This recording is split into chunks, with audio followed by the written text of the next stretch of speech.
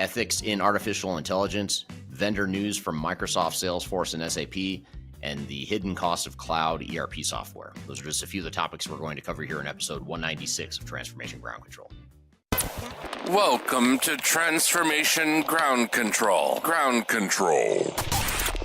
The podcast that covers everything related to digital transformation. This podcast features technology agnostic and international discussions related to digital strategy, software selection, implementation, change management, business process optimization, and everything else you need to know to make your digital transformation project successful.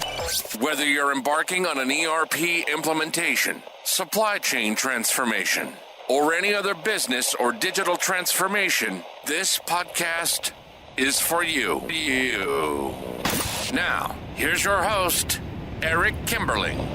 5, 4, 3, 2, 1. Ground control is the major tom. Hello, welcome to Transformation Ground Control, episode number 196. My name is Eric Kimberling here with Darian Chwialkowski. Darian, thanks for being here today. Yeah, thank you for having me. Thanks for being here. Really appreciate the audience being here as well. We've got a great show for you planned here today. My name is Eric Kimberling. I'm the CEO of Third Stage Consulting, and this is the podcast that has everything to do with digital transformation. This is the tech agnostic podcast that covers the people, process, and technology aspects of digital strategy and transformation. So thanks for being here. Got a great show for you planned today. You can find new episodes every Wednesday at transformationgroundcontrol.com, and the show is sponsored by Third Stage Consulting. Today, we're going to get into a lot of good stuff. We're going to start off by taking some social media questions. We're going to get into some newsworthy topics around competition between Microsoft and Salesforce as it relates to artificial intelligence. We're also going to talk about SAP's recent launch of its sustainability data exchange program. And then later in the show, we'll have Paige from GitHub on the show. She's going to be on to talk about ethical considerations in artificial intelligence, and we'll talk about the world of ethics and AI and how they're coming together.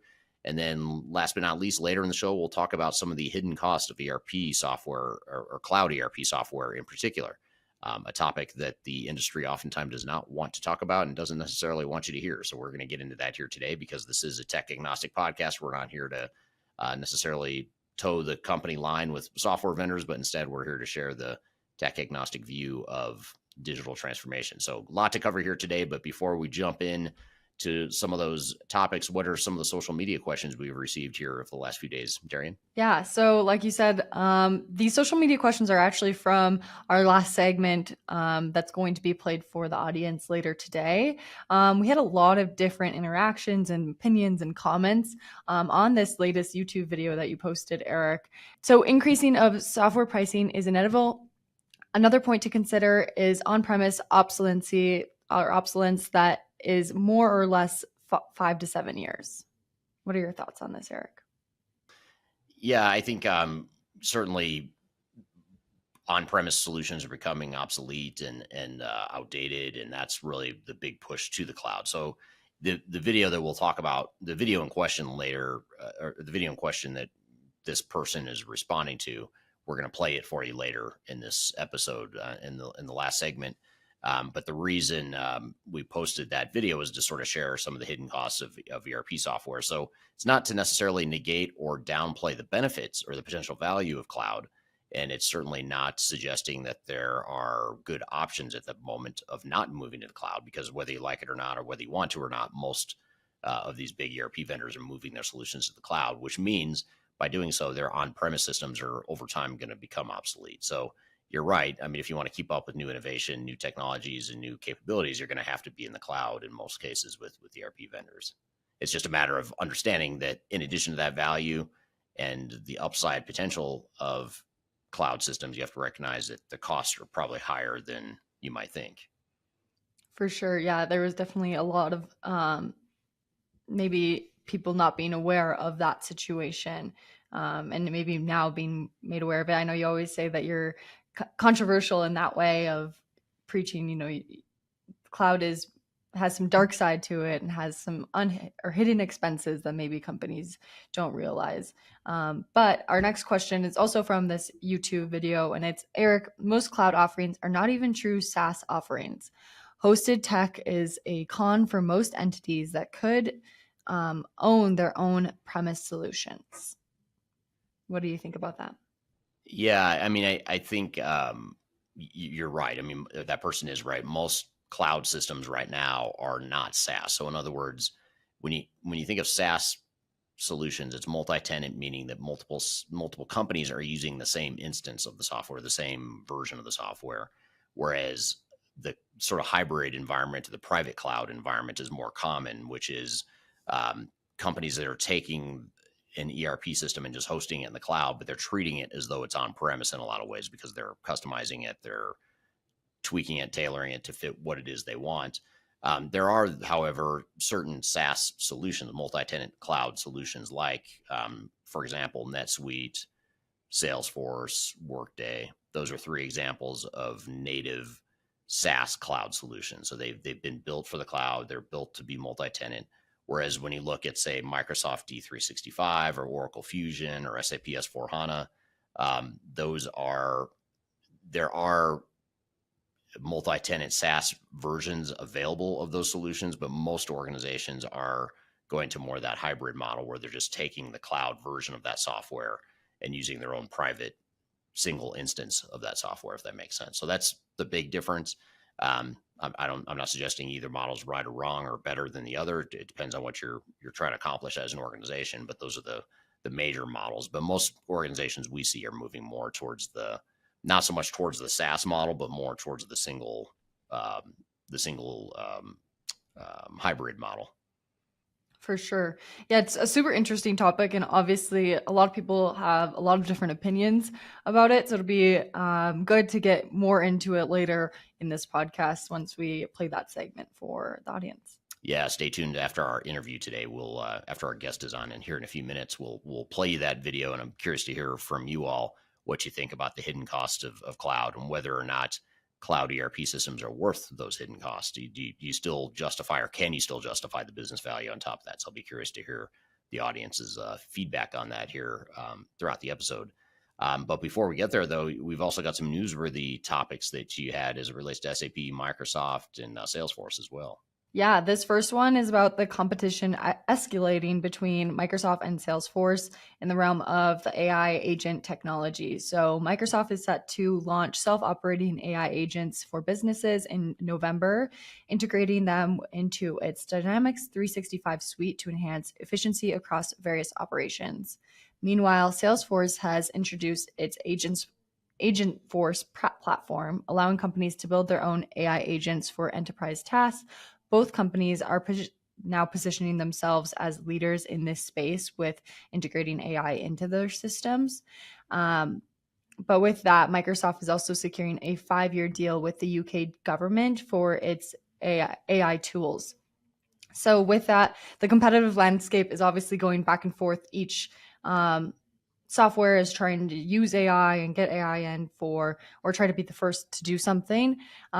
So you see it with their stock performance. They're both up over the past year. And, I think a lot of companies are aiming to capitalize off the growing demand for AI solutions in businesses. But Eric, I want to get your take on the whole, not only Microsoft and Salesforce, but all the AI competition that is going on between software vendors. How do you see the introduction of self-operated AI agents across different platforms impacting the market for enterprise software? Well, I think these agents are a key user interface, user experience sort of enhancer. So I think that companies that can figure that model out to make it more of sort of that conversational AI approach, those are the systems that I think are going to be in the highest demand by enterprises. The ones that can be easiest to use and use that conversational AI piece of it. And I think that's so important. Especially for companies that are providing enterprise solutions where there's a heavy customer interaction too. That's even more value from a customer experience, not just your employee internally, their experience, but also the customers.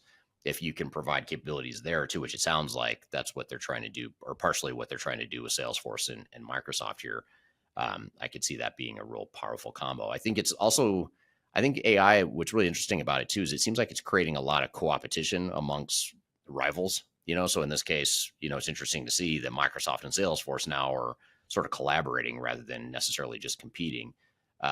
We saw this recently too with I know Workday is collaborating with Salesforce on some other fronts, just more broadly speaking, not just with AI, but just kind of their go-to-market strategy to provide a more complete solution.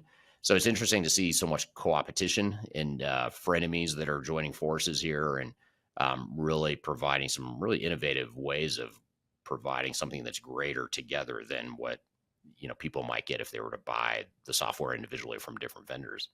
For sure. One interesting part of all of this, I think, is the customer side of how AI is going to affect the customer side for different businesses. So how do you believe that AI agents could or will transform customer interactions with service or various industries? Well, I think it's a continuation and an acceleration of what's already been happening for decades now. I mean, and going back to like as rudimentary as this may sound, especially to people that weren't around in the workplace back then. And I'm not going to name names, Darian, but maybe you. But back in the late 90s, when I was first starting out in technology, I remember the whole concept of like IVR, like integrated voice response on phones, was like becoming a big deal, where you know how you dial an 800 number or a customer service number and you get all the menu prompts to choose, what option you want. That was kind of a big deal in the late 90s. It was new in the late 90s. And it's because people were sort of demanding the self-service model. Like they just wanted to get the answers they wanted without necessarily having to talk to a bunch of different people. So they created these IVRs to allow you to navigate the phone menu system or whatever, in the customer service lines. And so I think this is just obviously that whole concept on steroids, and much more advanced, where it's sort of giving people what they want when they want it. Like I just have a question. I just want to ask someone or something a question and get the answer. I don't want to have to jump through hoops to get it. I don't want to have to go through a bunch of menu screens or look around on a website for it or talk to a bunch of different people. I just want to ask the question and get it. So I think it's a really cool way to sort of cut out the noise and the middleman in a lot of ways. And it just creates much better user experience from a customer side or a customer experience. And certainly your own employees, it takes some of the burden off them of having to track down that same information that your customers are frustrated that they can't find. So I think it sort of fast tracks and accelerates a movement that's already been in place for a few decades now. For sure. I know one of the things that has been one of my favorite features that has added and made my life a little bit easier when searching for something is either you go to Google or you go to ChatGPT and you ask it a question and it'll summarize whatever the answer is for you and tell you directly what the answer is without having to go to different websites and look for the answer, which I have loved. It's very time saving. Yeah. But Just I cuts think that's out all another example. Yeah. cuts out sure. all those extra steps, summarizes it for you. I mean, that is a big improvement. And it saves a lot of time too. We don't need necessarily to read detailed articles on a simple question. We just want to know, what's the simple answer to it.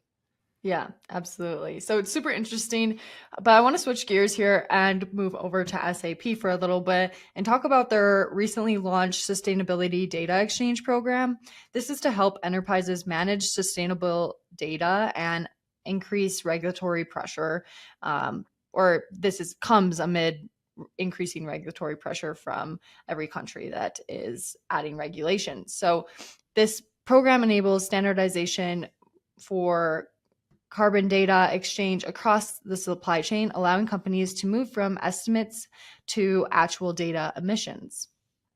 It addresses data accuracy issues by using outlier detection to identify anomalies in submissions from millions of suppliers.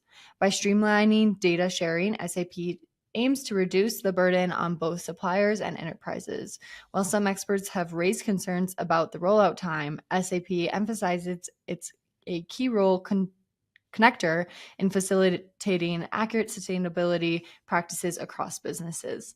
So, Eric, with this new program rolling out, how do you think SAP's sustainability program will change the way enterprises manage their sustainability initiatives with their data? Well, I think, sustainability is obviously becoming more and more important, especially in Europe, where it's regulated with some of the ESG initiatives and regulations they put in place there. So in a lot of organizations are pursuing their own ESG, which is their environmental sustainability. I can't remember what the G stands for, but basically sustainability and ethics are sort of the big buzzwords now in the space. So, so I think SAP pursuing this and having a formal program in place makes a lot of sense, especially because so many of their customers, especially in Europe, are going to be demanding and or requiring that. So I think it's a great point, and it's interesting to see how that unfolds. Yeah, for sure. It will be interesting. Another question I have for you is, what is SAP's, if you had to guess, their long-term vision for sustainability tracking, and how does this program fit into strategy that they're using now? Well, I think, at the very least, you have to look at the ESG reporting requirements that are, again, coming out of the EU, because I know they've put a lot of things in place recently that businesses over a certain size have to track and report on. So, for example, their emissions and their carbon footprint and that sort of thing. There's metrics that they have to report to the government, to the EU government, every certain amount of time. So it's sort of like it's sort of like a minimum ante to play the game. If you're going to do business in Europe and you're of a certain size, especially a larger organization that's more likely to be using SAP, that's a requirement you're going to have from a regulatory perspective. So I think it makes sense that SAP would focus on it. And I think globally, even outside the EU, eventually, the rest of the world will probably catch up on some of those regulations and require some level of ESG reporting, in which case SAP sounds like they'll be ahead of the game in many ways on that.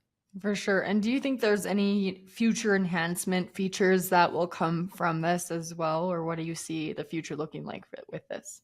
Yeah, I mean, I think I always think about the supply chain management type stuff when I think of ESG, just because so much of what a business's impact to the environment, and when you think about sustainability, it's a lot about your fossil fuel usage and the impact you have in the environment and that sort of thing. So I think that those are all big things to manage within a supply chain, and I think that's where a lot of the low hanging fruit is to be able to track how much are we spending on freight, and for example, could we be having less of an impact by producing some of those products closer to home to where we don't have as much freight cost, and obviously the use of fossil fuels and the impact on the environment and all that stuff.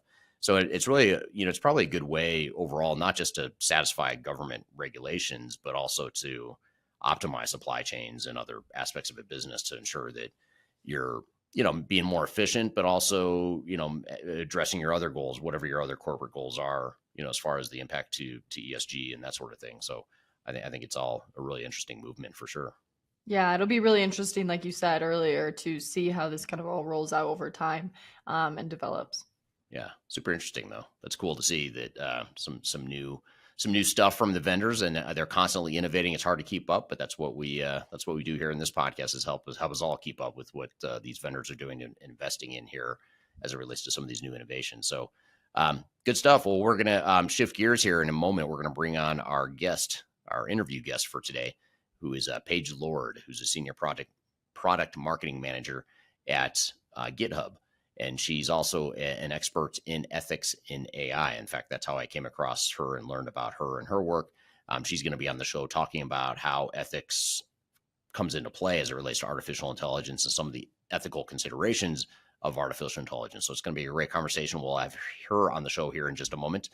And then later in the show, we'll talk about the hidden costs of cloud ERP systems. And that was sort of what we alluded to here in the opening segment with the questions and answers from the audience.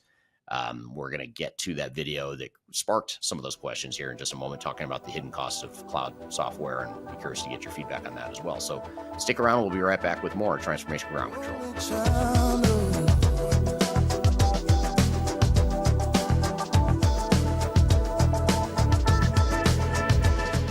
If you are involved in any sort of digital transformation or business change initiative, you will want to download the Digital Transformation Report. With its comprehensive overview of business and technology trends and best practices, this report is a must-have guide for any transformation project or executive team. Download this free report by visiting Third Stage Consulting at thirdstage-consulting.com. You can also visit our website to learn more about us or download independent reports, videos, and other best practices. Again, visit thirdstage-consulting.com today to learn how you can take your transformation to the third stage of success. Are you looking for ways to promote your product or service to enterprise technology decision makers and influencers throughout the world, like the ones who listen to this podcast? Major Tom Productions creates media, events, and influencer marketing for B2B technology providers. Our productions are exciting, educational, disruptive, and effective. Most importantly, they create results. Our content is unlike any other in this industry, engaging, influential, and trusted by technology buyers and influencers throughout the world. Each month, our productions reach hundreds of thousands of targeted buyers and decision makers who trust and engage with our honest and tech-agnostic content. With long-tail viral results and engagement with our content, Major Tom Productions provides a way to reach your target market and create awareness, calls to action, and a connection with potential customers. So, collaborate with us today. Learn how we can feature your product or service on podcasts such as Transformation Ground Control, Journey to S/4HANA, and Journey to Dynamics 365. We can also feature your brand on our YouTube channel called Digital Transformation with Eric Kimberling, which boasts over 100,000 subscribers and over 2 million video views per year. You can also participate in our in-person events, including our Digital Stratosphere Conference. Contact us today to learn more. We can tailor a marketing campaign that works for you. We look forward to helping more people learn more about and become engaged with your brand.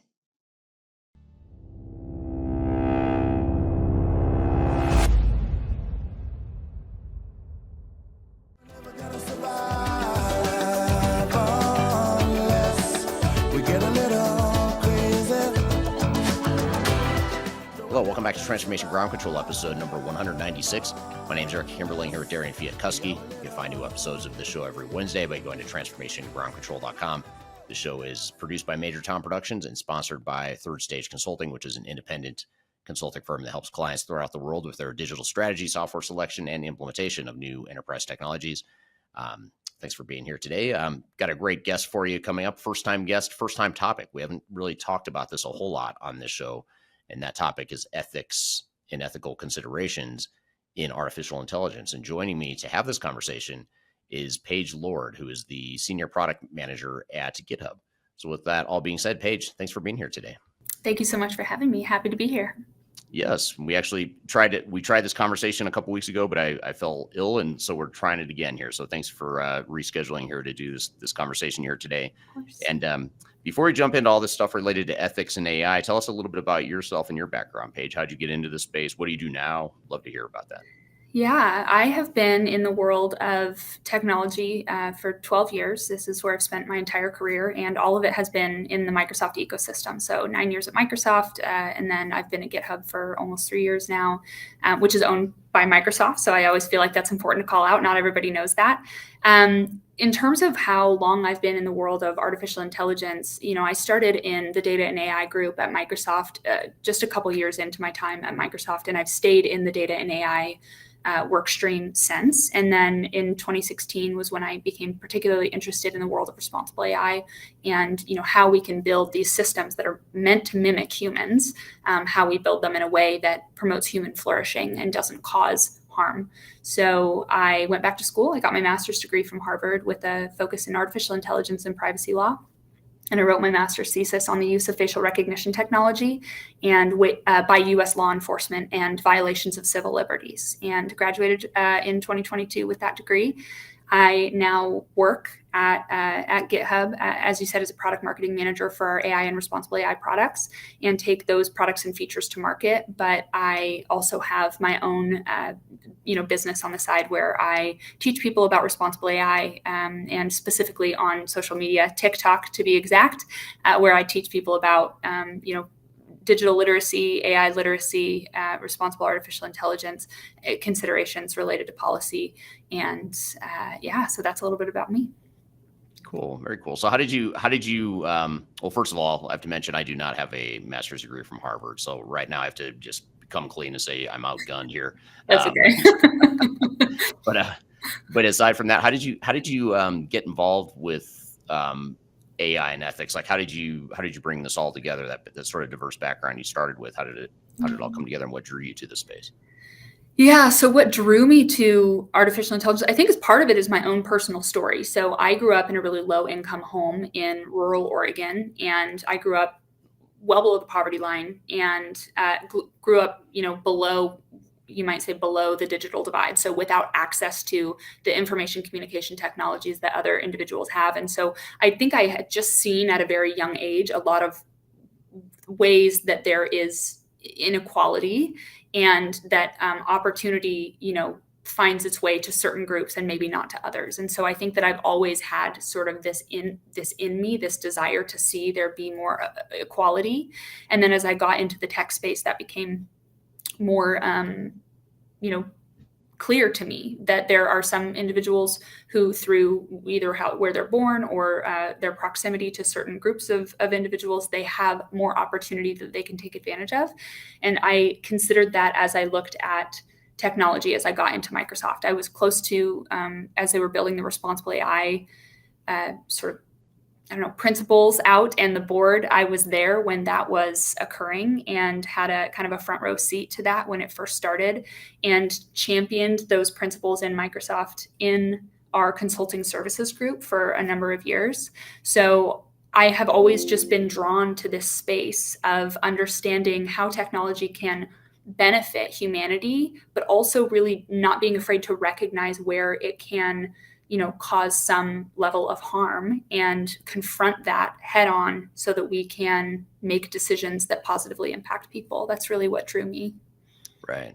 Yeah, that's super interesting. It seems like such a cutting edge field too. I mean, it doesn't seem like an area that's really well defined or well established yet. And so it seems like an exciting space to be in right now for you're probably seeing the good and the bad, I imagine, of some of the ethical considerations of AI. Yeah, it's definitely an exciting space to be in. I like to tell people that I was here before it was cool. So right. I was in it before it was like the thing to talk about. And I still think that responsible AI in general, much like artificial intelligence, is really misunderstood right now, or just people don't have a good understanding of the possible benefit that responsible AI can bring to their businesses, or even having your own personal set of values. As somebody who is online teaching about responsible AI, I have to have my own set of values and principles that guide how I have conversations about these things, so that I'm not leaning into things like sensationalism in order to get views, or I'm not telling a story that sounds more intense than it actually is. And so I think having those guiding principles is like just maybe a newer concept, just like the field of responsible AI and much of the AI that we're seeing. Yeah, very interesting. So as we get into sort of what ethical AI means, or what some of the ethical considerations or concerns might be as it relates to AI, one thing that inevitably comes up is bias.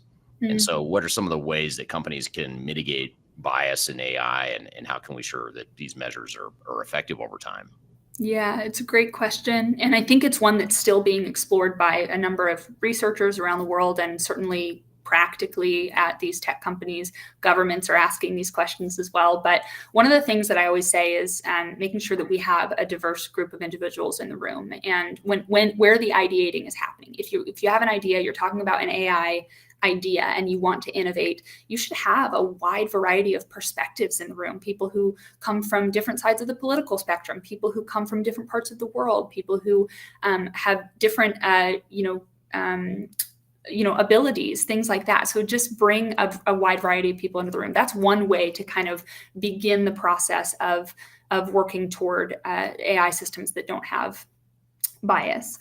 Although it is important to say off the top, and I think that most people would agree with this, that there is always going to be some element of bias in most AI systems. It depends on the type of system and the size of system and what it's meant to do. But working toward reducing that risk, having diversity in the room. Representative data is really important as well. There are a lot of companies who ask for AI systems to be built, and they'll say, we've got 100 years worth of data. This is what happened with the Wells Fargo situation, where they had a number of years of data that they used to train their model, which was designed to decide who could qualify for a loan and who couldn't. Well, the model was biased at the end of the day because it was denying Black applicants at a higher rate than it was denying white applicants, even though the qualifications on paper were pretty similar. So making sure that the data that you have is representative and that you're not just using historical data because you happen to have it. And then building in explainable AI techniques so you don't end up with artificial intelligence that comes out on the other side with an output, but you can't actually understand how it got there. So making sure that your AI is explainable. And while you ask your next question, I have to plug in my computer. I forgot to do that. So this is embarrassing, but hopefully relatable. So I'm going to grab my charger real quick while you ask your next question. Yeah, no problem. And hopefully you can still hear. No, that's a great point about the bias side of it. And, what you mentioned data and it sort of leads to another question, which is as AI becomes more prevalent in decision making, what role do transparency and accountability play? And how can organizations balance that with that need with innovation?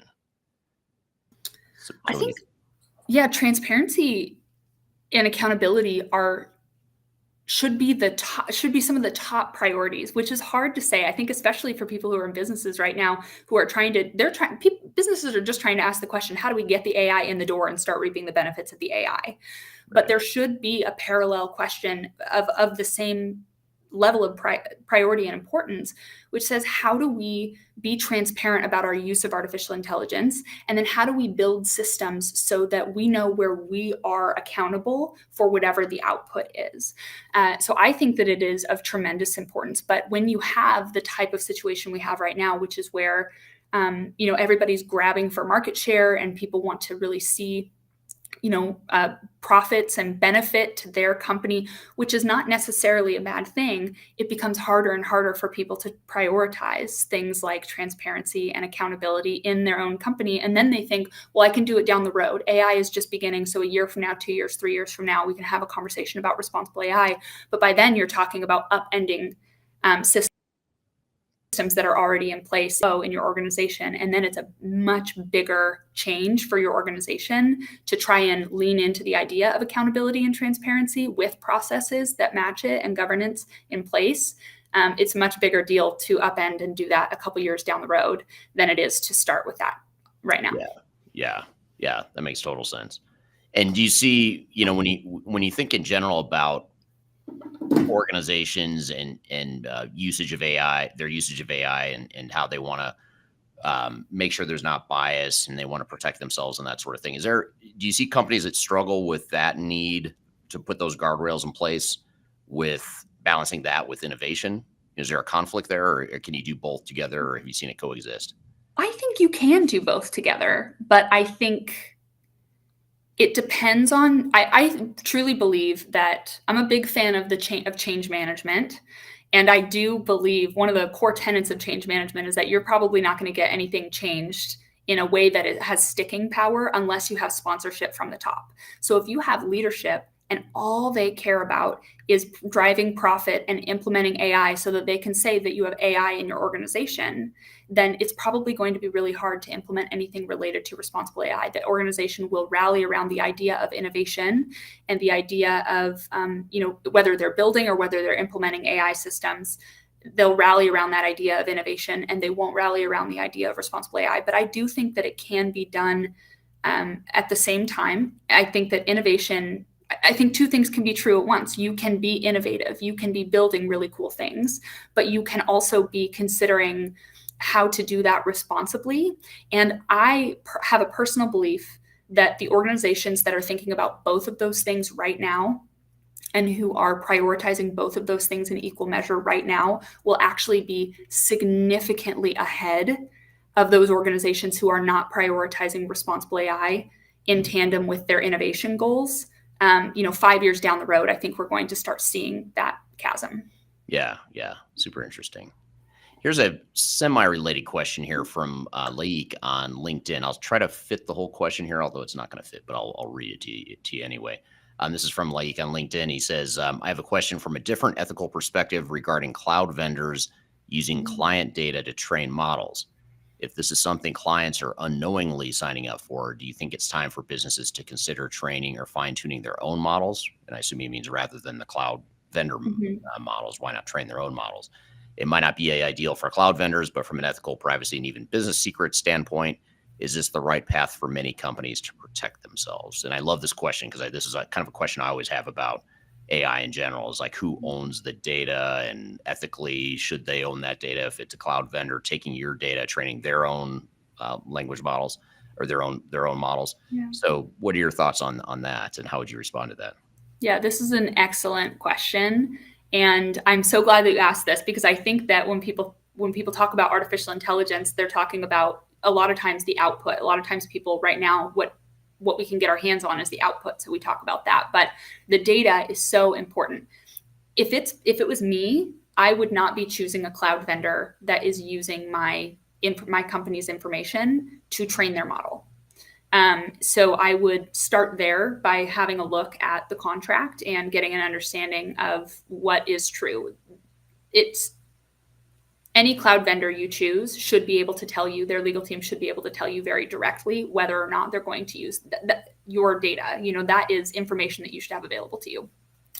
If you're in a situation where you are already working with a cloud vendor and they are using your data to train their models, I do think that fine-tuning can be a route that you can go. Now, you would have to see if it's the right option for your organization, because fine-tuning can be a lot more expensive than just using sort of the model that the cloud vendor provides. So it definitely can be a route that you can go. It sort of depends on what type of information your company is producing and what might be used to train that model. But I would start at the beginning by asking that question: is this cloud provider using my information? And if they aren't using your information and they're unrelenting in that area, then it may be time to consider moving. Yeah. Is there value though? Like, looking at the flip side of that, or playing devil's advocate to what you just said, if I'm a cloud vendor and I've got, say, thousands of customers that are using my software, am I having to trade off the value of having that mass amount of data that one single organization is not going to have access to and not going to be able to teach their own AI models to learn from? Is there, like, am I giving up a significant amount of value by not ceding control to the cloud vendors? As an individual who, sorry, I misunderstood the question. As an individual who is working for a company that is contracting with a cloud vendor? No, like if I'm a single organization and I want to take all my data and do something with it. Either I'm going to train my own AI model, or I'm going to let the cloud vendor take my data and train their cloud or their AI model. Am I giving up a significant amount of value because now I'm not getting the value of all that cloud vendor's other customer data that's also teaching the AI model? Like, in other words, is the AI model for a cloud vendor going to be more valuable because they have access to more data versus my own instance of AI?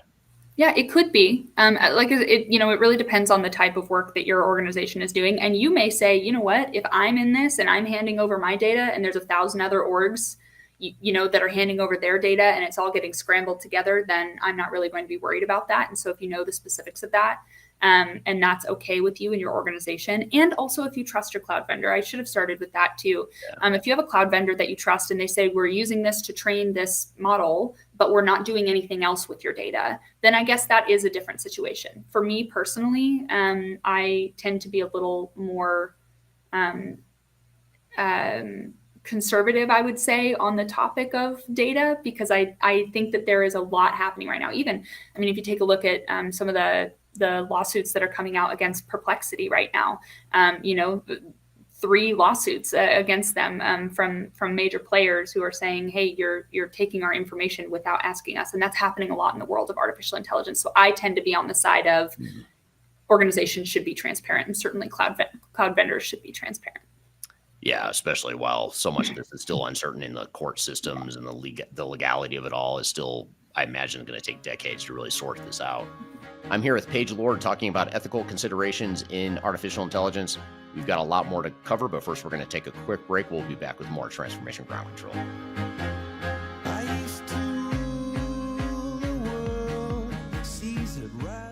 My name is Eric Kimberling, and I'm the CEO and founder of Third Stage Consulting. Before we dive too far into today's content, I want to invite you to learn a little bit more about Third Stage Consulting, who we are and what we do. I've included a link to a video right here that describes Third Stage in a bit more detail. It talks about our story, our history, our philosophy, our clients, our service offerings, and that sort of thing. But in general, what Third Stage Consulting does is we're an independent and tech-agnostic consulting provider. We help clients through their entire digital transformation life cycles, beginning with digital strategy, software evaluation and selection, all the way through and including implementation planning, implementation readiness, and the actual implementation itself. We're technology agnostic, so we only represent our clients' best interests. We do not represent software vendors. But having said that, we work very closely with software vendors, all the leading players that you can imagine we've worked with, both in helping clients evaluate and select them, but also in helping clients implement those solutions as well. So we have a very broad, objective, agnostic view of the market that is meant to really represent your interest as you go through your digital transformation. I also encourage you to scan this QR code right here to get access to our resource center. This resource center has a ton of information, a ton of ebooks that are free. You have access to top 10 software rankings, playbooks for how to make your project more successful, guides to change management, YouTube videos, all kinds of stuff that are going to help you through your digital transformation. So I encourage you to scan this QR code to get access to those resources. And please feel free to reach out to me directly to brainstorm ideas about your project. Even if it's just informally, you want to bounce around some ideas and get some informal advice, I'd be happy to spend some time with you. So feel free to reach out to me. I've included my contact information below. You can also find it in the description field of this video as well. The last thing you want to have happen is for your digital transformation to end up in court. I've been doing this for 20 years and I have seen everything. My name is Marcus Harris. I'm a software and technology attorney focusing my practice on drafting and negotiating software-related contracts and litigating software disputes across the country. Feel free to reach out to us at taftlaw.com. We'd love to talk to you about the litigation process and what you can expect.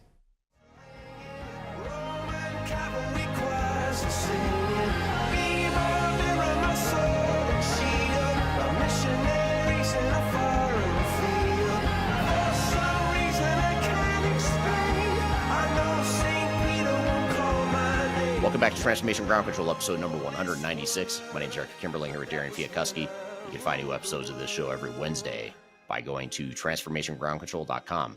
This show is produced by Major Tom Productions and sponsored by Third Stage Consulting, which is an independent consulting firm that helps clients throughout the world with their digital transformations.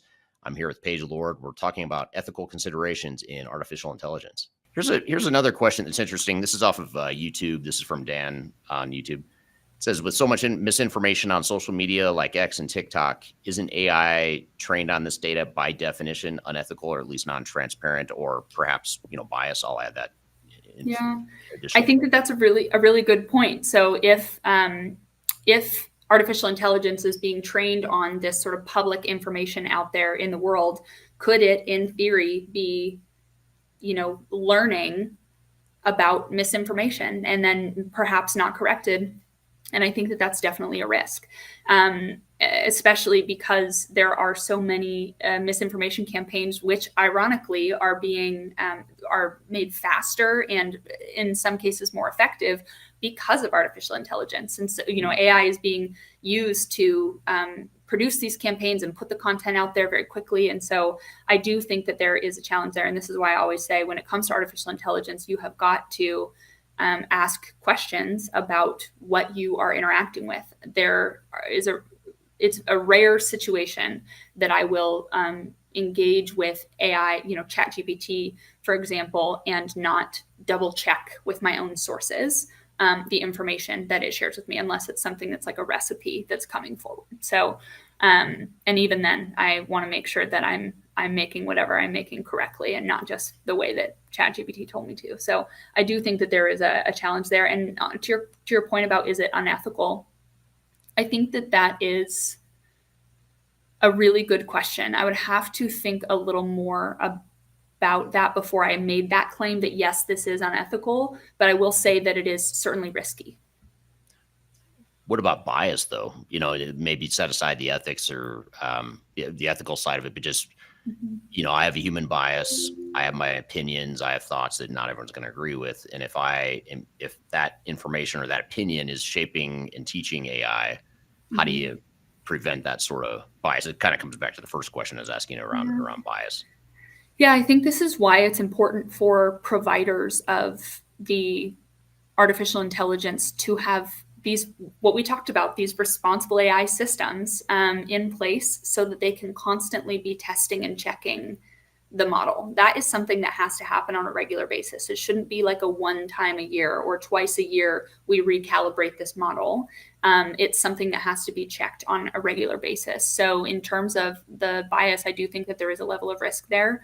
And my hope would be that their responsible AI teams have a way to monitor whatever is being taken in as data for that model, that they could take a look at, is there a huge uptick in this specific conspiracy theory or this specific bit of misinformation that we're ingesting to inform this model and train this model. And I will say also that, these organizations have a lot of control over what data informs and trains their model. My hope would be that they aren't just saying, this is everything we've got, throw it in there to train it. My hope is that they would, be aware of these situations that might be a little more challenging or dubious.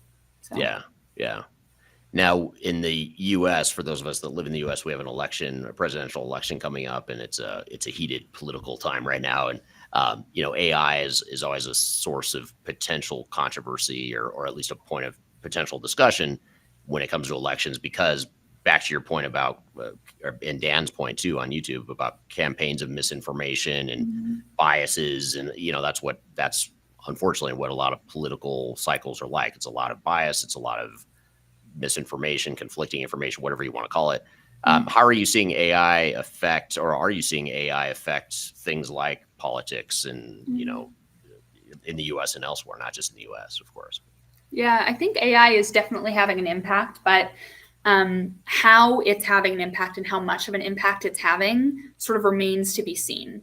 We are seeing, I think it was OpenAI and Microsoft came out not long ago saying that, and this is all public information, but they came out saying that they had uncovered some misinformation plots that were using ChatGPT, and the goal was to just be disruptive in the election. It wasn't for or against one specific party. It was just to disrupt the process of democracy in the United States. And so a lot of times these misinformation campaigns are meant to just do that, just to cause enough people to question things like what might be true, that it causes disruption.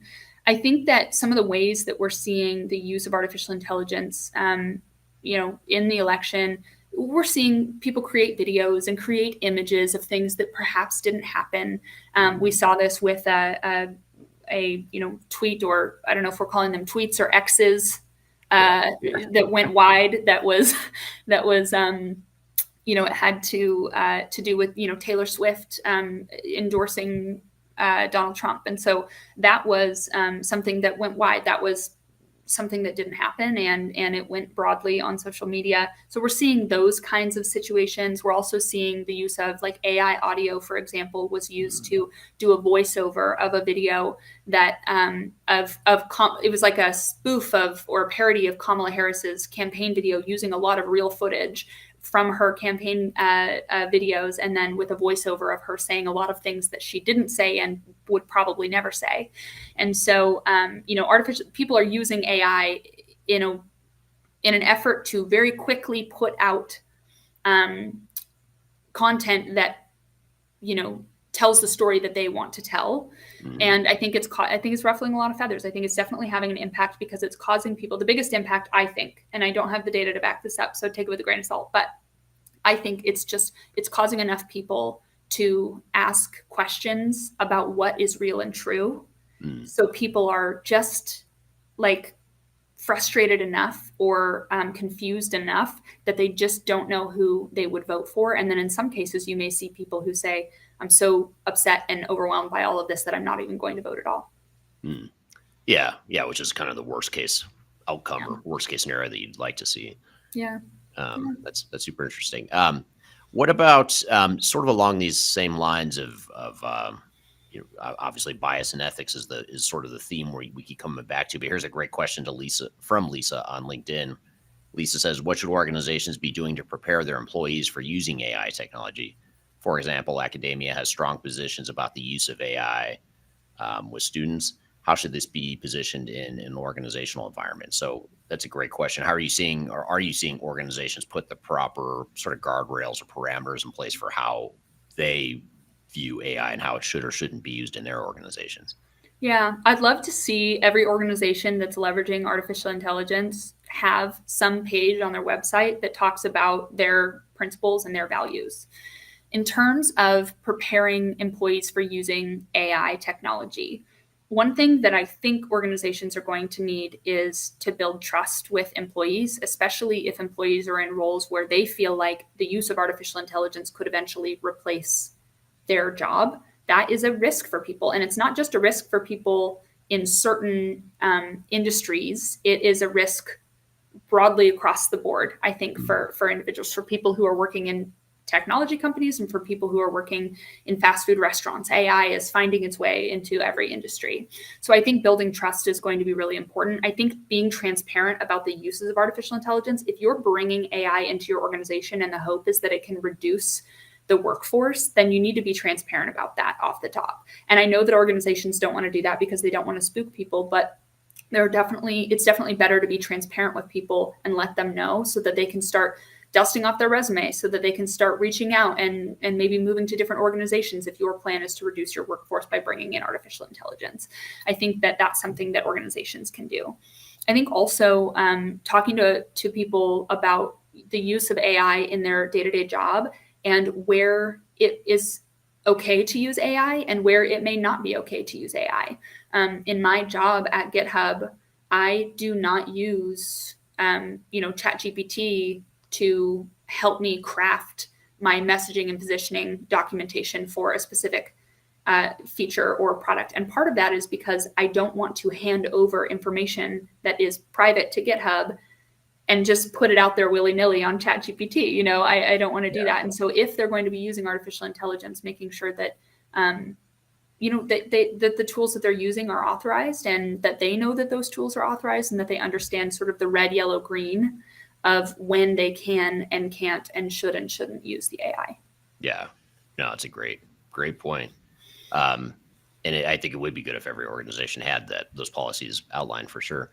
And this is from Darian on LinkedIn. Darian says, how can we ensure that AI development is inclusive and promotes fairness across diverse populations? Yeah, this is a really good question. Ensure is a really strong word. It's a high bar, and it's a word I want to use. But almost 10 years in the world of responsible AI tells me that ensure is a really high bar. But I do think that we can be intentional about AI development, and I do think that we can be considering how to make sure that it is inclusive, and continue to iterate on that. I think part of the reason that the idea of responsible AI or fair AI or inclusive AI scares some companies is because they think we have to get it right out of the gate. When I think that a lot more organizations who are building and using AI could come out of the gate and say, hey, we're starting here, but this is where responsible AI comes in and governance processes, but we are continually evaluating the use and of this technology or how we're building this technology so that we can make it more inclusive, so that we can promote more fairness. And I also think when we talk about sort of fairness across diverse populations, I think that every organization could afford to invest more in this in particular, making sure that whatever they build or whatever they're using or deploying out into the world is promoting that fairness, and that it is a journey. Yeah, that makes total sense. Sort of along these same lines, then, we talk about promoting fairness. We've talked about how organizations can set up their own parameters and sort of guidelines for how AI is used ethically and valuably within an organization. But what about when we look at governments in general, sort of looking throughout the world, and we talk about government regulation, which is still very, very early and immature, I would say, in terms of, governments haven't really caught up, I don't think, to really fully understanding how they should or could or want to regulate AI. Do you think that do you think they're moving fast enough? What do you think will happen with government regulations as it relates to AI and ethics in the future? Yeah, I think that is a really good question. And this was a big thinker for me when I saw this question was on the docket. So our government's moving fast enough? I hesitate to answer that question because I think there are a lot of people across the spectrum who would say, for example, tech companies would say, you can slow it down. They'd probably say you can slow it down by a good 5 years, 10 years, and we'd be thrilled with that. But then there are people who are, yeah. And there's people on the research side who would say, we need regulation right now. People are experiencing harm because of this technology. So I think that different people will have varying opinions. My opinion is this, that I think that the EU AI Act is something that we should be paying attention to and understand, because I think it can tell us a lot about how it's best to govern the use of artificial intelligence. The EU has a one market system. So every artificial intelligence tool has to be shared before it can go to market in the EU. It has to go through this one funnel so that it's all, and it has to go through certain testing and standards and things of that nature. It has to go through a risk assessment based on the type of technology it is and what uses it has. So I think we can learn a lot from that. In the United States, I am nervous about the conversations that have been had so far about regulation, because a lot of it has just been promises. It's been, the AI Bill of Rights, and it's been I can't remember the name of the document right now, but all the tech companies have signed basically this commitment for AI safety in the United States. And that's good. It's nice, but it's not binding. And so it doesn't mean that if they say that they're going to do X, Y, and Z to make sure that their system is safe, it doesn't mean that they have to do that. And then who's even checking that? They're self-reporting. So I do think that we could afford to move a little more quickly on regulation in the United States so that we have a level of protection. But I did want to mention this, that broad policy in the US is not the only option. Microsoft actually put out a set of recommendations to Congress. This is public. You can take a look at it. But they put out their recommendations, and they said that there were 3 things. I'm reading this off my notes here. 3 things that they feel would have an outsized impact on protecting the public from abusive generative AI uses. And one was enacting a federal deepfake fraud statute, which requiring AI system providers to use state-of-the-art provenance tooling to label synthetic data. So that would put the onus on the actual AI provider to have some kind of either visible or digital watermark so that when something is synthetically created. And that they also said ensuring that federal and state laws on child sexual exploitation and abuse and non-consensual intimate imagery are updated to include AI-generated content, so that those penalties for creation and distribution of that information, there would be penalties for those things, when right now there are not federally penalties for those things. So I think that there are ways that the US can move faster and have a meaningful impact, as Microsoft has outlined, without having massive policy right now. Right.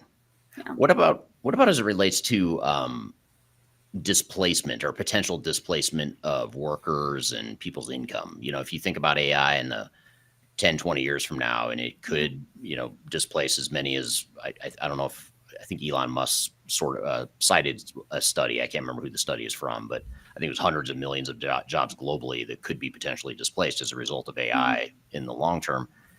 That's a big ethical question too. So you've got this new technology. It could eliminate jobs in some cases.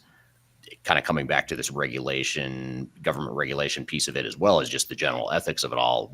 How do you make sense of that? Or what are your thoughts or opinions on that whole piece of it, that whole potential conflict? Yeah, I think that a requirement of, because this could have not just like massive effects on individuals who are laid off as a result of, or who can't find work because artificial intelligence is being used more.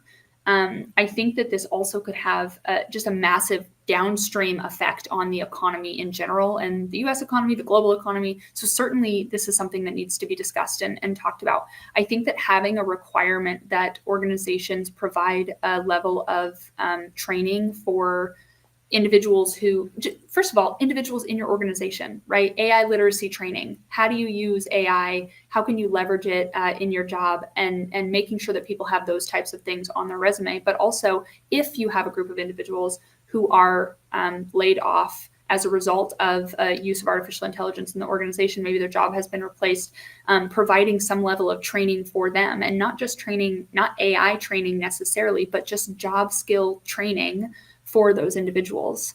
I think it's hard for me personally, having not done a ton of in-depth research on this, to predict what this is going to look like in 10, 15, 20 years. But I do think it's something that we definitely need to be concerned about. And a book that I'm reading right now that addresses this is called Rise of the Robots. So if anybody is interested in that, it is, research-based book that talks about the many uses of artificial intelligence and the ways that it's impacting, everyday people with everyday jobs. Right. It's a cool book title too. Rise of the Robots. It's very draconian. What about the role of AI developers and engineers in promoting some of these ethical practices that we're talking about? So, in other words, how can they be trained to think about ethics from the start, as they're developing and deploying and rolling out and introducing these AI tools? Yeah, I think that in a lot of ways, the developers and engineers are the first line of defense. They may not have been in the room when the idea was created, but when something gets handed down to them, they're directly in a position to be able to understand. It's a unique position, and I think a very special position, to be able to understand how these AI systems were built and actually be part of building these AI systems. There are not a lot of people in the world who can say that they helped build some of these models that are used so broadly now. And so I think that they have a unique role in responsible AI, which is, for me, I think part of why we need buy-in. If you're in an organization that is building products, AI products, and putting them out into the world, having buy-in from your head of product that responsible AI is critical will be really important in making sure that your developers and your engineers are considering responsible AI. That also helps because if you do end up having a responsible AI system in place and governance processes or a safety board in place, when your products go to that safety board, then it's less likely, if the engineers and the developers are considering responsible AI at the front, it's less likely that it's going to have to go back and be rebuilt or updated or tweaked because it didn't meet the bar for the safety board. But I think that, developers and engineers are uniquely positioned to move the cause of responsible AI and inclusivity and fairness and transparency forward in a way that, other people are maybe not, Yeah. I'm here with Paige Lord talking about ethical considerations in artificial intelligence. We've got a lot more to cover, but first we're going to take a quick break. We'll be back with more Transformation Ground Control.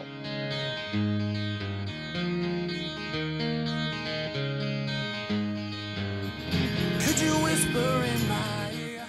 I recently published my first book. It's called The Final Countdown: Strategies to Reach the Third Stage of Digital Transformation.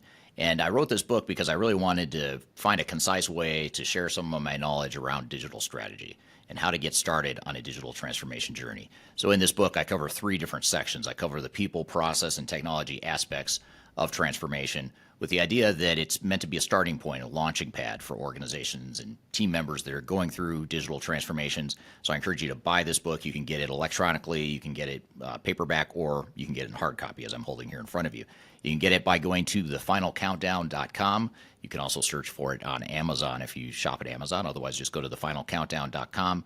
Love to hear your feedback on this book as well. So I hope you check it out and hope you enjoy. Interested in working for a company that truly values your unique skills and experience? Here at Third Stage, we don't hire based on resumes alone. We look at the full candidate, experience, and willingness to provide excellent service for our clients. Within a technology, independent, and agnostic consulting firm, you have the opportunity to learn across industries with a diverse group of clients. Our consultants also have the opportunity to diversify their portfolio and learn across technology systems. If you're interested in joining a high-growth entrepreneurial organization, please reach out to us at work@thirdstage-consulting.com.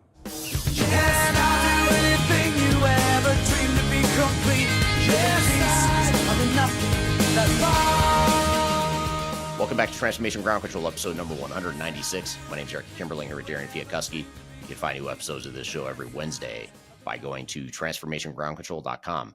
This show is produced by Major Tom Productions and sponsored by Third Stage Consulting, which is an independent consulting firm that helps clients throughout the world with their digital transformations. I'm here with Paige Lord. We're talking about ethical considerations in artificial intelligence. Here's a question from William on YouTube. William says, for most companies, AI will express itself as a feature in their tech stack. There won't be resources for a specific initiative. At what revenue level or industry do you see specific initiatives? I'm assuming that William is asking about specific initiatives for responsible AI. So if it's just a feature in your tech stack, and William, if I'm incorrect about that, please let me know. But if you are seeing AI as just a feature in your tech stack, then maybe your responsible AI systems and processes don't need to be as robust. But my guess is that if an organization is bringing artificial intelligence in one way, that is probably just the beginning. So there's always the chance that that's going to grow and become bigger down the road, that you'll have artificial intelligence present itself in a more meaningful way. Or, and I'll also say this, that a feature in a tech stack, that doesn't mean that just because it's a feature in a tech stack that it can't bring about its own type of risk. So and a significant risk possibly. So I don't think that there is a revenue threshold for if you bring in X amount of revenue, then you bring in a responsible AI system. I think that the threshold is, are you using artificial intelligence in your organization? Are you building it? Are you deploying it? Or are you using it? And if you are, then you need to find a right-sized responsible AI system, process, that helps you to be able to understand what the risks are. And if at the end of the day, your responsible AI team says, this is a feature in our tech stack, we've done our risk assessments on this, we understand, maybe it's a short period of time that they do that research and they're able to come out on the other side with a full understanding of what the risks are and how to mitigate those risks, then that's awesome. But it'll prepare you for the future if you have that system already in place. Right. Yeah, that makes total sense.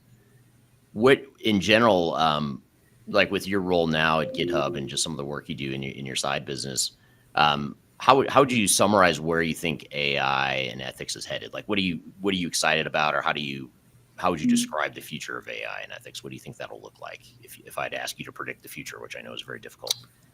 Well, the future of AI, I am hoping for artificial intelligence that can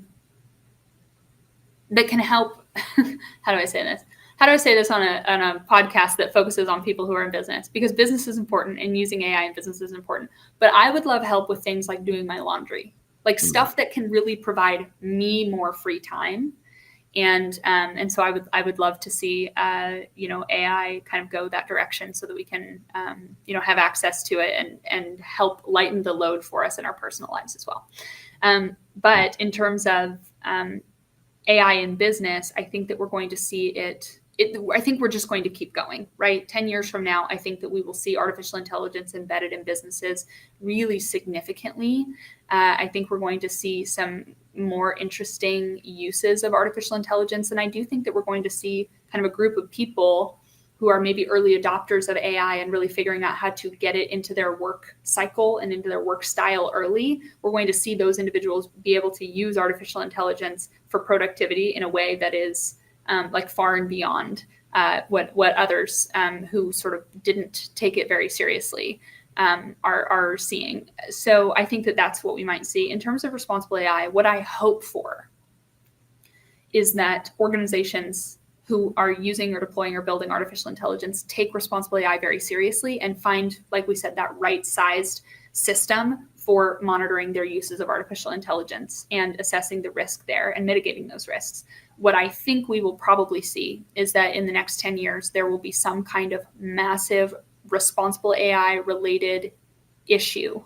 Something is going to happen where significant harm is going to occur, and then organizations are going to be compelled to put these responsible AI systems and processes in place. And I do think that it'll be a combination of risk, not too dissimilar to what we see with, like security risks. There weren't always security standards for people to meet.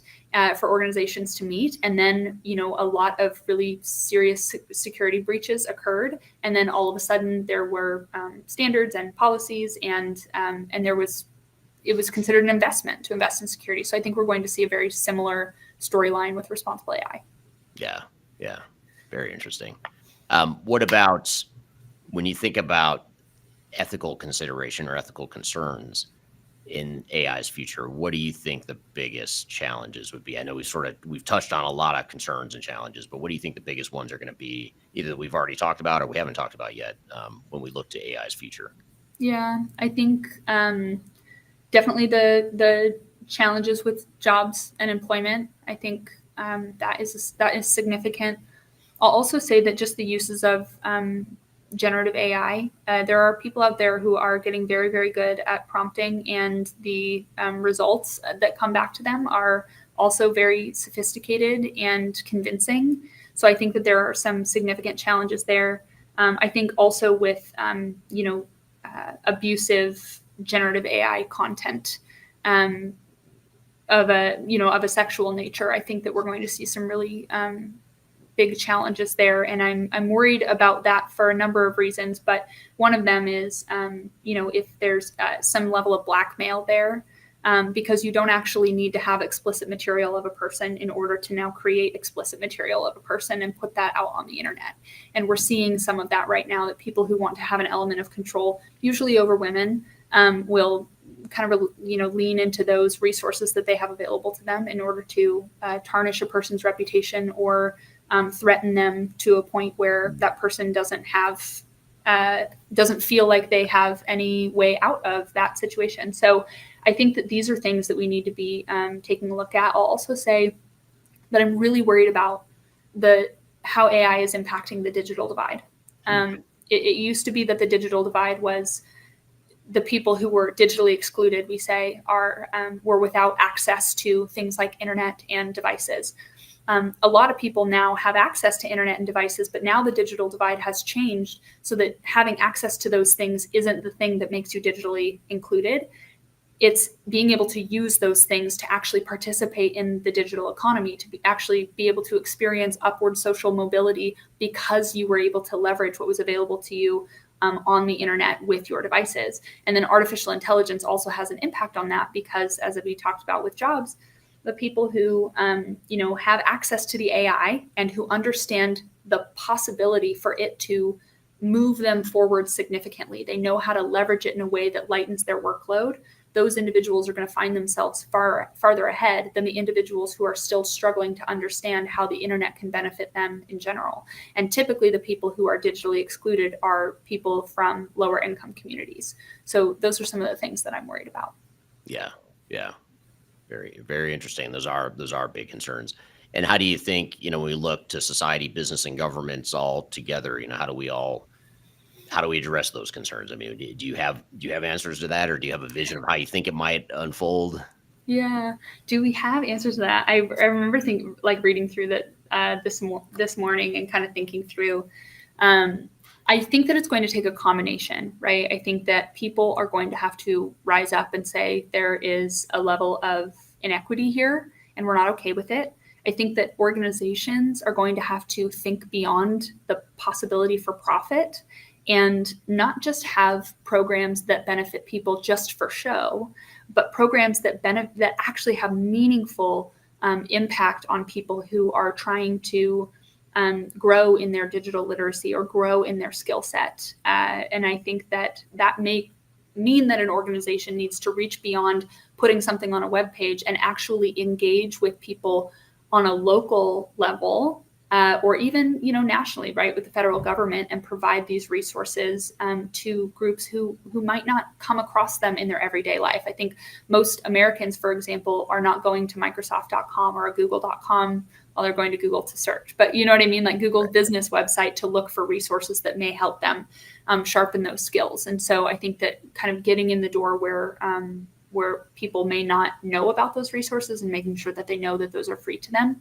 And then I think the government, one of the things that I've thought about a lot lately is in 1946, the National School Lunch Program or National School Lunch Act was signed. And I think about that often because I don't think we're in a dissimilar situation right now with where we're at with artificial intelligence. And the National School Lunch Act was signed so that individuals could have access, students could have access to school or to lunch every day at school. And that has had a significant impact in the decades, after that was signed. I think that we need something similar policy-wise to ensure that in the places where there are maybe some of these vulnerable populations, this access to this technology is there. Right. Yeah. That's really interesting. It is interesting to compare it to something like school lunch and, and we take some of that stuff for granted now, decades later, but we're sort of in the thick of how we're going to deal with AI. And I think that makes for a super interesting conversation. Yeah. Very cool. So what else, and anything else you're excited about just in the AI space in general, whether it's ethics related or not? I know you're at the forefront of a lot of different things, not just the ethics of it, but anything else that you're excited about that we haven't talked about, just out of curiosity? In terms of uses of AI, what I am interested in, so we do have a Tesla. It's my husband's car. He purchased it before we were married, and now we are a one car family. So we have this car, and I never let him drive it on like self-driving mode when I'm in the car. It's like a hard no for me. Right. But in San Francisco, they have the Waymo. And I have taken the Waymo twice now, which is just a fully like driverless car. There's not even a person sitting in the front seat to make sure nothing goes wrong. You're just you in the back seat. And you're being driven by just the car. So it was very interesting. And I am curious to see, where that goes and where we're going to be 10 years from now with those kinds of, uses of AI. I am interested to see where we're going with like humanoid robots. And that's a big one that everybody's talking about right now. And for me personally, I can't make up in my mind the distance between where we are and where we want to be with humanoid robots. And primarily because one of the things that humanoid robots struggle with the most is something that's usually very easily for humans is dexterity. And it's very challenging to get a robot to have that level of dexterity and be more agile like a human. But I think with, Boston Dynamics and other developers that we're beginning to see some movement in that area, which is really interesting. These are definitely some of the areas that I'm like a little bit, interested in. But I'd be curious to hear also if you have anything that you're particularly interested in seeing. Yeah. Well, I mean, just to summarize what you just said, it sounds like if I summarize what you're most excited about or what you're thinking about, it sounds like you trust self-driving cars and robots more than you trust your husband's driving. That's what I took away from the conversation. You know what it is? It's the risk. It's that if our car crashes on like self-driving mode, then I'm like, we don't have a car because we're a one car. Oh, gotcha. Family. If this in the streets of San Francisco, I still go to work, so right. That's like, true. You have other options. Yeah. So yeah. That's funny. No, I think to your question though, about what I'm excited about, I'm curious to hear what the audience is excited about too. If you have any thoughts on what you're excited about with AI or which questions you still have, I'd love to hear those in the chat here. But I think, for me, it's the generative AI side of things in terms of just seeing how organizations use just some fundamental, just core basic generative AI type stuff, because there's so much it can do. And I think organizations struggle with the opportunities of the possibilities. They don't know where to start. And so I'm curious to see just more fundamentally, like how do organizations start to leverage generative AI and how do they start to put parameters in place like you talked about earlier? That's super interesting to me too, because so many companies are just trying to figure out, what the hell this is, what can it do? And then, I think you're thinking way ahead of where most organizations are. Most organizations are just trying to figure out what it means to us, how we're going to use it, how it's going to add value to our organization, how we're going to protect ourselves from the potential downside risk. All those questions are still out there. So I'm just curious to see, those basic questions answered here in the next few years. Yeah, me too. And you know what I'm really excited about is seeing an organization that takes on with some level of vigor the challenge of responsible AI and implementing those systems, that they don't just do it because they happen to have AI and they think this is the right thing to do and it protects their investment and legal and policy and blah, blah, blah, but that they say, no, we truly believe that we can build and deploy artificial intelligence and we can do it responsibly, and we're going to take that challenge on. And I'm interested to see how that evolves, because right now, a lot of the examples we have, there's like 100 frameworks out there, maybe more, that different government organizations and nonprofits and different industries, et cetera, have built. But a lot of the large companies that are doing this are like the Microsofts and the Googles and even Amazon has some level of responsible AI that they're employing. But I'd like to see a new player come in and not just do the basics to say that they're doing it, but really take it on with vigor. Yeah, it's very cool. Yeah. Well, so do you have any sources? I know you mentioned the book, Rise of Robots. Do you have any other publications, articles, books, or resources in general that you recommend to the audience that wants to learn more about this stuff? Yeah, I think if you're interested in policy and keeping up with that, the Center for AI and Digital Policy, CAIDP, is very good. So I would, and that's global. So you'll get kind of a global perspective on that. A book that helped broaden my perspective on how I could have a meaningful impact on AI was called AI Needs You. And I think the author is Verity Harding. If you're interested in understanding how some of this in-depth research is conducted on certain systems, Dr. Joy Buolamwini's book, Unmasking AI, is very good. And it walks through her whole experience with how she even got into the world of facial recognition technology. And she did some of the, initial research on bias in AI systems. And it is her research that ultimately found that these large facial recognition systems from these large companies were able to see, white men more often than they were able to see, significantly more often than even being able to recognize Black women. And so just really interesting research that she did, and she walks through how she conducted that research. So those are some of the resources that I would probably point folks to. And those that are not connected to you, what's the best way to connect with and follow you? Yeah, so LinkedIn is a great one, and then I'm also on TikTok. I haven't been on in a couple of weeks because I've just been. You have to take a break from time to time on TikTok. It's a wild world out there. So, but I haven't. But I am. I have some videos in progress right now that I hope to post here shortly, and that's where I do sort of my shorter form content just to kind of keep people updated. But people can definitely connect with me on LinkedIn, and from time to time I get asked about speaking engagements, and you can always email me. My information is on my LinkedIn. So. Okay, great, Paige. Thank you again for being here. Really appreciate your time and sharing your knowledge here today on a topic that's very interesting, one that I didn't know a lot about until today. So thank you for sharing some of your opinions and thoughts and research and knowledge on that topic. We've got a lot more to cover. We want to debrief on this conversation here and talk a little bit more about ethics and AI, and then we're also going to get into the hidden costs of cloud ERP software. So we've got a lot more to cover. We'll be right back with more Transformation Ground Control.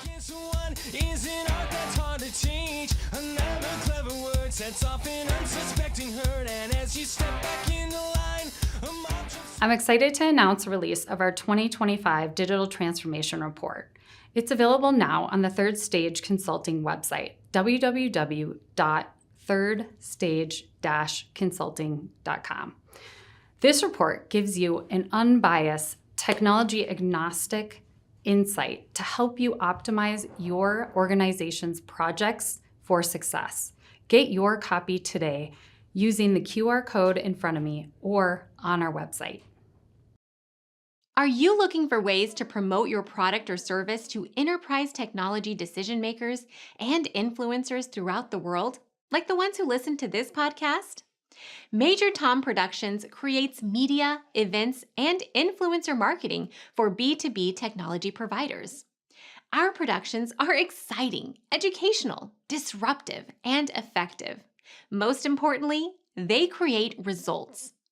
Our content is unlike any other in this industry, engaging, influential, and trusted by technology buyers and influencers throughout the world. Each month, our productions reach hundreds of thousands of targeted buyers and decision makers who trust and engage with our honest and tech-agnostic content. With long tail, viral results, and engagement with our content, Major Tom Productions provides a way to reach your target market and create awareness, calls to action, and a connection with potential customers. So, collaborate with us today. Learn how we can feature your product or service on podcasts such as Transformation Ground Control, Journey to S/4HANA, and Journey to Dynamics 365. We can also feature your brand on our YouTube channel called Digital Transformation with Eric Kimberling, which boasts over 100,000 subscribers and over 2 million video views per year. You can also participate in our in-person events, including our Digital Stratosphere Conference. Contact us today to learn more. We can tailor a marketing campaign that works for you. We look forward to helping more people learn more about and become engaged with your brand.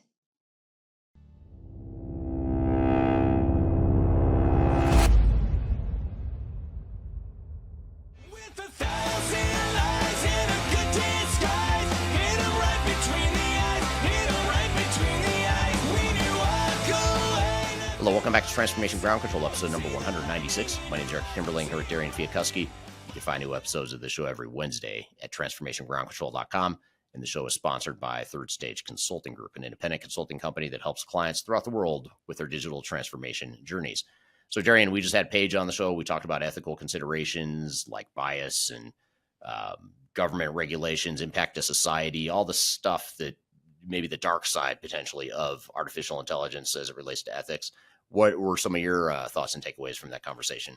Yeah, I think one thing that I strongly agree with that I know she said was, I know you asked her, what are some of her ways that she wants AI to be used in the future, or what does she want to see? And she was like, really anything that can free up my time, whether it's doing my laundry or driving me or whatever, Right. something that can free up my time. And I think that's something that we're starting to see, whether it's using ChatGPT or like we talked about earlier, if you just Google something and it's there right away for you, making it so time saving is there, I think is really cool. And also the other point she said is seeing people that are already taking AI very seriously, seeing them in the future, they're going to be far more advanced in using AI in more advanced ways than people that maybe start when those people are already using it in those advanced ways. And taking it seriously now. So I think that's something that is really interesting. And also a good point to a lot of companies out there. So with that, Eric, how can you relate that topic, I guess, of people that are either using AI now or maybe waiting until it's more developed or more regulated to use AI? What is your suggestion for businesses right now?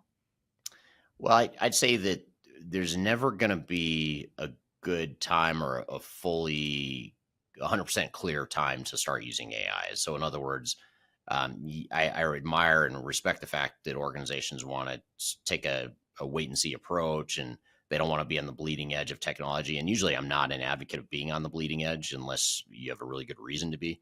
But in the case of AI, it's a little bit different because I do think it's moving so fast and it's such a game changer, and it provides so much potential value at a relatively low cost, especially when you compare it to enterprise tech initiatives of the past where, in order to get business value, you had to invest millions or tens of millions of dollars in a new ERP system. But with AI, you don't necessarily need to do that. And so there's a lot of value you can get out of it in terms of generative AI and conversational AI and different dimensions of it, learn language models, all that stuff, can add a lot of value to an organization. So I think there's never a good time. You're never going to have 100% clarity. You don't have to jump and go all in on AI and just completely change and disrupt your entire business. But it is one of those technologies where I think it does make sense to at least do some little use cases and try some things out and pilot some things and, pick off some parts of your business where you think AI could add a lot of value and really hone in and focus on these little micro implementations or usages of AI, especially if you're using an ERP system that already has AI capabilities built into it. So if you've already migrated to a cloud ERP system that has AI built within it, then, why not try to take advantage of some of that? And we are starting to see more and more organizations over time take full value or take advantage in some ways that are adding a whole lot of business value, like material business value to their organizations. As cool as AI is, and it is very cool, it's fun to use, I think, in my opinion, but it's also something that can deliver a lot of business value to organizations too, if they're strategic about it. So I think, wait and see. Yeah, maybe you wait and see before you go all in on AI, but why not try it out? I mean, there's really not a lot of risk when you compare it to other enterprise tech initiatives that you might have considered in the past. For sure. And speaking of AI risks or downsides to AI, maybe one thing that she pointed out was Gen AI producing things that could provide blackmail to people in the future, or affect people in negative ways in the future. So if we kind of turn that onto the organization side, do you see the same kind of situations being presented to organizations as challenges in a different way, whether it's false documents being provided by an organization or something that's developed by AI? And how can organizations try to avoid that? Yeah, I don't have a good question of how I've thought about that too. How do you know that, I didn't use AI to create, a certificate or something, something that looks official or that makes you think something that's not true, or makes you think you have an approval that you don't really have. I'm not sure, to be honest. As AI gets more and more advanced and gets better at what it does, I think that becomes more of a risk, especially when you get into some of the deep fake stuff that she sort of alluded to a little bit in one of her responses to another question. She was talking a little bit about deep fake and how I think she's talking about with politics, how, in politics, you can run misinformation or disinformation campaigns using AI and deep fake technologies to sort of make it sound like that you and I are having this podcast, but we're saying the opposite of what we're actually saying, because we can use AI to make it sound like and look like we're saying something totally different, and it looks authentic, it looks credible. I think now you can still kind of tell when something's fake, but over time, I imagine that's going to get really, really difficult. I just think it's inevitable. So I'm not sure how you do it. I don't know if there's some sort of security software that's invented. Maybe it already exists, some sort of security software that can detect when AI has been used to generate something versus not. I don't know. That might be one solution, but I don't have a good answer to you for that question, to be honest. For sure. And it's something that I've really noticed being in the marketing advertising world, is that people are starting to use AI to either create their content, or using completely AI people that aren't even them to put content or advertisements out there to sell people on something. And I think that's a super interesting take, because maybe older people don't recognize that, or maybe some of the older generation wouldn't recognize that those people are really just bots and AI and they're not real. And what are the ethical concerns with that? And what happens? Does social media just turn into everybody's AI on it? I know Meta rolled out their AI campaign with all the celebrities whenever back in the day. I know like Kendall Jenner, I think Charli D'Amelio were some of the AI accounts that were created, and it was like their bots saying different things that they weren't actually saying. So I think that's all super interesting to see how it will change in the future, and how that will affect how we interact with each other online and everything like that. Yeah, I do too. That'll be super interesting to see how that unfolds, for sure. Yeah, absolutely. But a great conversation. I think Paige made some great points today. Yeah, it was a really interesting topic. And, I was telling you and her, as part of the production of this, that it's a topic that I know so little about, or have sort of thought so little about, explored so little in my career so far, that it was almost difficult to come up with good questions and to sort of draw out what I was trying to get out of the conversation. But she did a great job of sort of bringing it all, to the front and center and down to earth a little bit for us all to understand. So I think it's a great conversation. But well, good stuff. Well, speaking of talking about things we don't necessarily want to talk about as it relates to technology, in addition to ethics and AI and some of the dark sides of AI, we also want to talk about the potential dark side of cloud ERP systems in general, and more specifically, what are the hidden costs of cloud ERP systems. So what we want to do is want to share with you this video clip that we recently launched on our YouTube channel, or on my YouTube channel, where I talk about the hidden costs of ERP software and how cloud ERP software in particular is more expensive than you might think. So let's go ahead and roll that clip, and we'll come back and chat about some of the takeaways from this video.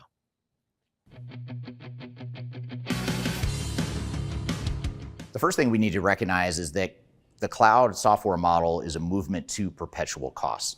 So in other words, instead of paying upfront capital expenses one time and then a really small maintenance cost longer term, now we're shifting that model to where we have perpetual ongoing costs.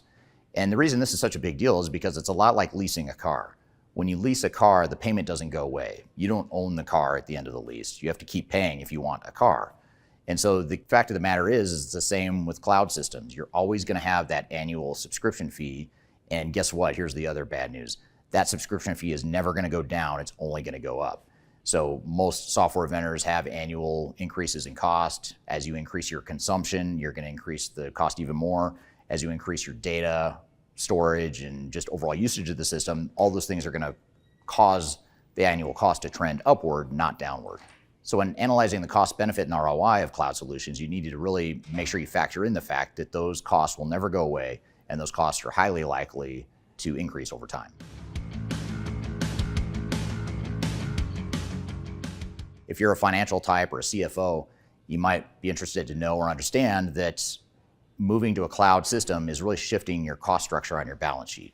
So in the past, when you invested in on-premise technology, you would have that big capital investment up front, and you would depreciate that cost over time, and eventually you would depreciate or write off that asset to where the only ongoing OpEx expense you have would be the annual maintenance that you pay on that software, which used to be anywhere from 15 to 22% of what you paid for the software. So that's a difference now with cloud computing, where now instead of having that upfront capital expenditure that we're now going to depreciate, we're now saying we're going to get rid of that and we're going to move to an operating expense model. And so I talked in the last segment about how there's higher subscription costs and it's perpetual and it goes on into perpetuity. Not only that, but now it's an operating expense. So it actually increases your operating expenditure structure and decreases your capital spend, which, depending on who you are and what your financial objectives are, might be a good thing or might be a bad thing. So it's important to think of it from a pure finance perspective too, and understand that there are cost structure implications for moving to the cloud. And then somewhat related to this is also the fact that financial flexibility decreases with cloud contracts, because now you're paying into perpetuity. Yes, you have cancellation clauses after a certain number of years of using the software, but the reality is the switching costs are extremely high, and you've minimized your ability to be flexible in your financial structure. And even worse, you're now at the mercy of software vendors to dictate what kind of price increases you might see in the cloud systems over time. So this is all stuff you need to be aware of, especially if you're a finance or accounting type that's looking at the balance sheet and overall cost structures within your organization.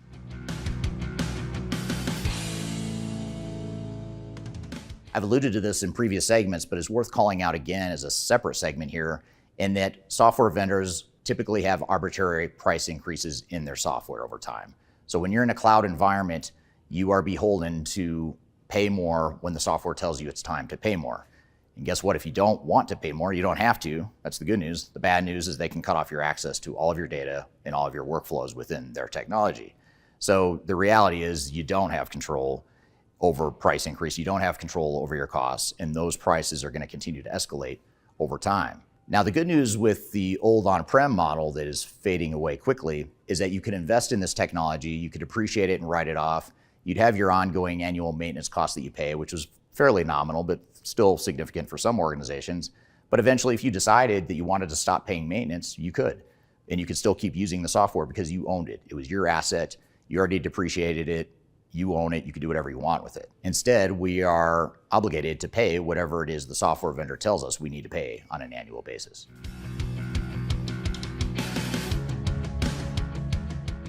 Another hidden cost of cloud systems is that there is a real cost associated with decommissioning legacy systems. You think of all the time and money that you spent investing in these systems over the years, and it's not cheap. It wasn't cheap, and it created a lot of complexity and robust capabilities that are very difficult to unwind, and it's not cheap.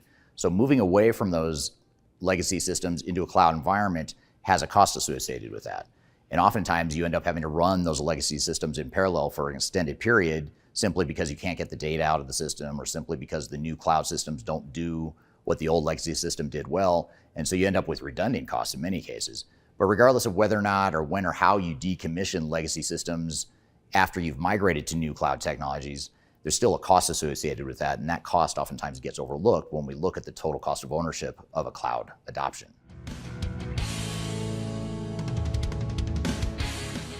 Another thing to consider when conducting an ROI analysis of cloud transformations is that oftentimes the benefits, the business benefits of moving to the cloud are overstated. And what I mean by this is that oftentimes software vendors will sell you on the benefits in terms of not having to maintain an internal infrastructure, not having to hire as many people or have as many people on staff, not having to have as many IT people supporting the applications. Those are all true statements, but what we often find is that those benefits are overstated and oftentimes not ever realized because most organizations don't get rid of their old infrastructure overnight. And a lot of times it takes them an extended period to get rid of the infrastructure, the physical infrastructure, the people that were supporting the physical infrastructure, the people that were supporting the on-premise systems. And oftentimes those same people are needed to support the new cloud system. So the cost savings oftentimes doesn't materialize the way a vendor's business case might suggest. So it's really important to take with a grain of salt the business benefits you're being sold, the business case that you're being provided by the software vendor, and get a real objective view of what the real costs and benefits and ROI are for your potential investment in new cloud software. And by the way, companies like mine, Third Stage Consulting Group, we're tech agnostic, we're independent, not affiliated with any software vendors. We can help provide that independent view of the ROI and the true ROI of your cloud systems.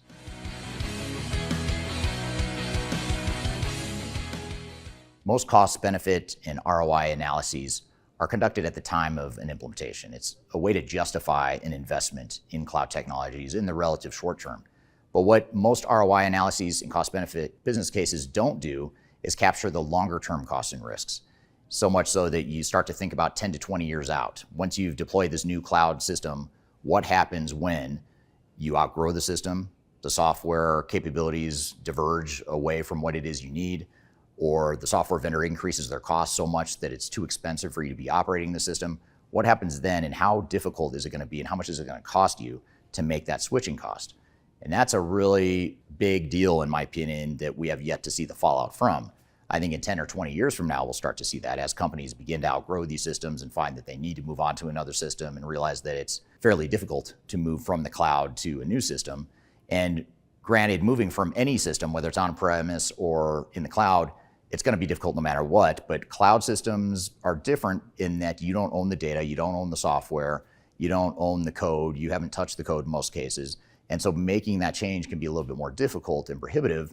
And for a lot of organizations, they might find that they end up stuck in these cloud environments that may or may not be working for them longer term.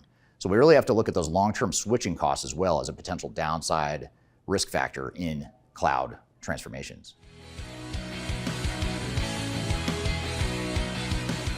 So what do we do about this? What do we do with these escalating costs and the fact that cloud systems typically cost more than on-premise long-term? Well, first of all, you want to recognize the fact of the matter, which is it will cost you more. You may have enough business value to justify that added cost for sure, but the fact of the matter still is going to be that you are likely to pay more for your cloud systems than you ever paid for your on-premise systems. Not true in all cases, but in many cases it is. So we can't suggest that you necessarily don't move to the cloud, because that's not a good idea either, because most software vendors are going that direction, if not all of them. So what we can do though is say, well, how do we navigate this? How do we find something that makes sense for us? And here are a few tips to leave you with that will give you some guidance to diversify and hedge your risk. One is to make sure you're not all in on one vendor. If you can diversify and have multiple systems and it makes sense for your business and your overall strategy, that's a good way to hedge and mitigate risk, because now if something happens with one of those cloud providers and they jack up the costs or they provide capabilities that you outgrow or you just need to switch out of that system, now you haven't exposed your entire organization to that risk. Now you can isolate that risk to whatever that software was built for. The other thing is really negotiating upfront and making sure you're really diligent about negotiating these contracts. Because once you lock into this contract, these are long-term contracts. They're totally different than the on-premise model. Again, because you will pay a certain amount into perpetuity for that software, and the increases over time will add up. And so you want to make sure that you have caps on how much those prices can increase. You want to make sure you're not overcommitting and overbuying software that you don't need. That's one of the worst things you can do, because now you've not only overpaid for software that you're going to have to pay for a long time. If you're not even using that software, that's even worse. So you want to make sure that you are very conservative and incremental in how you buy new modules, new subscriptions, and if anything, err on the side of under investing and buying too little, because it's a lot easier to add later than it is to try and scale back or claw back some of those costs that you've already committed to. So those are a couple things that hopefully will help provide you some comfort in knowing that you can in fact, influence the overall cost longer term. And if you'd like more advice or you want to brainstorm ideas on how to negotiate your cloud contract, please feel free to reach out. I'd be happy to have an informal conversation with you to discuss that with you and your team. So that's the YouTube video that we recently launched about the hidden cost of ERP software. What some of your thoughts and takeaways or questions from that video, Darian?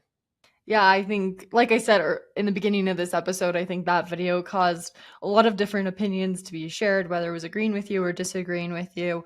I think a lot of people have a lot of opinions about this topic.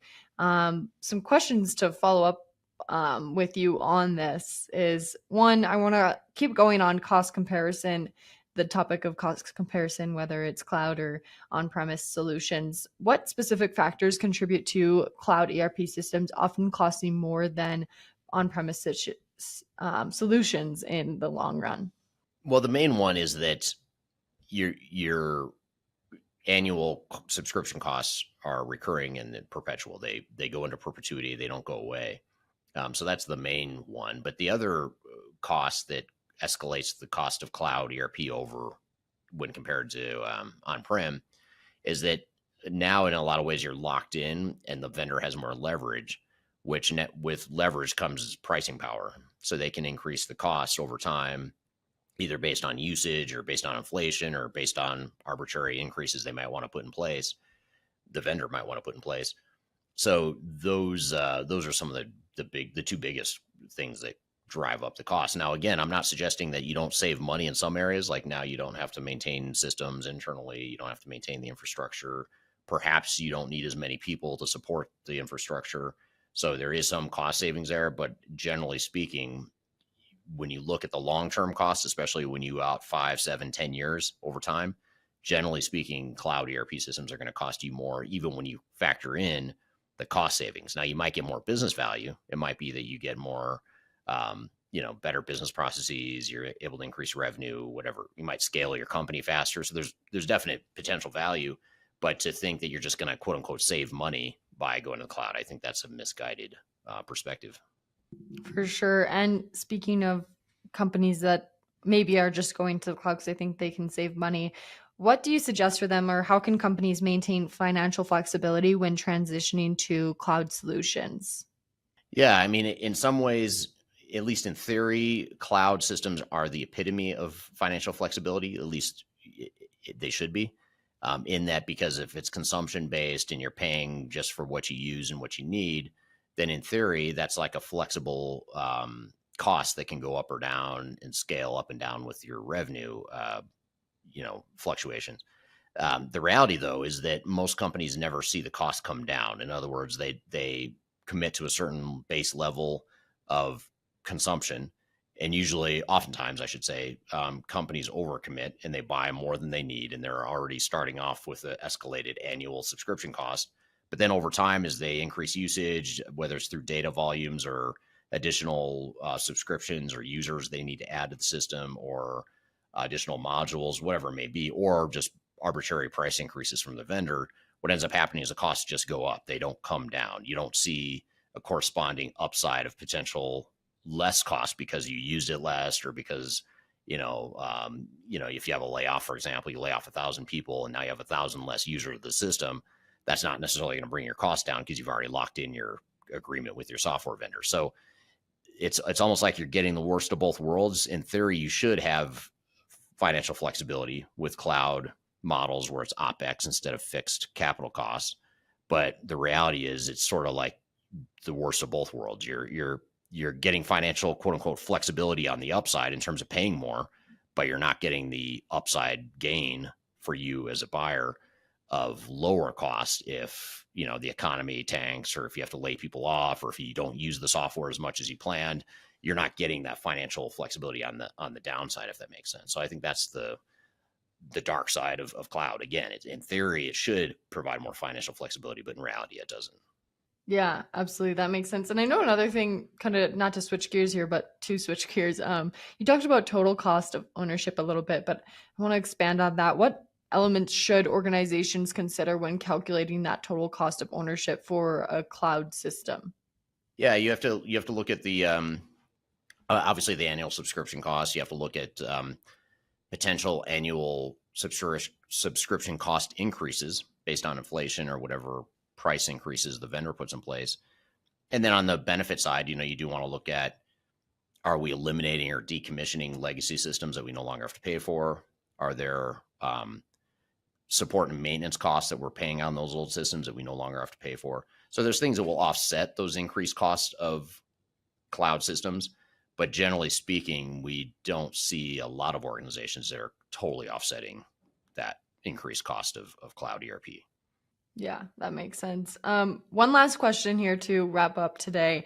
What trends do you see shaping the future of ERP cloud systems in terms of cost structures and vendor relationships? I think the biggest one is vendor lock-in. That's a dangerous one that I think is going to make it real difficult for organizations to navigate in the future. And what I mean by that is, switching from on-prem to another on-prem system was always difficult. I mean, you're always sort of stuck with this concept that the switching costs are high just because it's such a difficult thing to do. Anytime you switch out your enterprise ERP systems, that's difficult. You have sort of a high bar of why you would go through that process, generally speaking. Most organizations don't take that decision lightly. Most of them only do it when they've reached a certain tipping point. With cloud systems, though, I think it becomes even more difficult because now you don't have as much control over the infrastructure and the data and the applications themselves. And switching from one cloud provider to another, I think, is going to be a lot more challenging. And not only that, but I think cloud systems, because by definition, they're less flexible in general than on-prem, because you're not customizing the way you used to in an on-prem environment.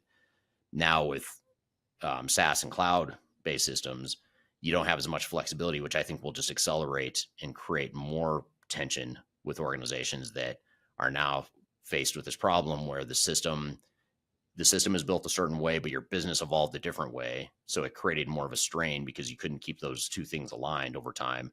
And now it's harder to switch. So those two dynamics, I think, are going to create a lot of tension in the market. And I think that's where a lot of companies are going to get stuck here in the next, 5 or 10 years. For sure. Super interesting. And I keep alluding to this, but, we got a lot of different comments, a lot of different opinions on that. So audience, we would love to hear what your opinions or your take, or if you agree or disagree on this certain topic with Eric. Yeah, absolutely. Yeah, I'd love to hear your comments. What do you think? Is it worth it? First of all, do you agree that cloud ERP systems cost more? Second of all, do you think it's worth it? Is the business value there? Can we justify it? Love to hear your feedback there, whether you're a software vendor or, more importantly, if you're a customer using cloud systems. I'd love to hear your feedback there. So good stuff. Well, thank you, Darian. Thanks for a great show today. Thank you to our guest, Paige Lord, for being here to talk about ethical considerations in AI. And most importantly, thank you to the audience for listening here today and for sharing your comments and feedback here. Love for you to share this podcast with anyone you think might be interested, anyone on your team that you think would benefit, or any colleagues, friends, whatever the case may be. I'd love to get the word out to as many people as you can. You can find new episodes of the show every Wednesday, or you can see all 195 past episodes by going to transformationgroundcontrol.com. You can also go to that same website to subscribe to the show on whatever platform you prefer. You can listen or watch on YouTube, LinkedIn, Facebook, Twitter X, as well as you can listen in the audio-only podcast platforms as well. And you can find all of those aggregated for you at transformationgroundcontrol.com. So hope you have a great day, and we look forward to seeing you next week on the next episode of Transformation Ground Control. Take care.